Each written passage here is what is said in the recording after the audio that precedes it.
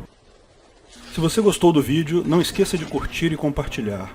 Comente abaixo se tiver qualquer dúvida ou se quiser sugerir novos temas. Se inscreva no canal e clique no sininho para ser avisado de novos vídeos. Lançamos vídeos novos todas as sextas-feiras, eventualmente algum vídeo extra durante a semana. Patrocinadores têm acesso aos vídeos 2 dias antes do público, bem como vários outros benefícios e brindes. Veja como se tornar um patrocinador em http://apoio.ancap.su. Agradecemos a todos os nossos patrocinadores, principalmente nossos patrocinadores VIPs. Álvaro Ribeiro, areanobre.com.br, Bob Dias, Bruno Brinatti, Cláudio Góes, Delcio de Castro Júnior, Keller, Fabrício Biasotto, Gabriel Carres, Igor Vilela Bastos, Limeira Livre, Marco Batalha, Matheus Azevedo, Matheus Carvalho Silva, Matheus Nardi, Onias Vieira Júnior, Paulo Marcelo Dal Bosco, Paulo Sena, Pedro Vitor Zimmermann, Raul Batista, Rafael Andrade, Rodrigo Andolfato, Sérgio Leonardo, Thiago Abreu, Wanderson Meneghini, Washington Matos Poloto. Se quiser contribuir com o canal, ajudar na divulgação do anarcocapitalismo, veja na descrição do vídeo de que formas você pode fazer isso.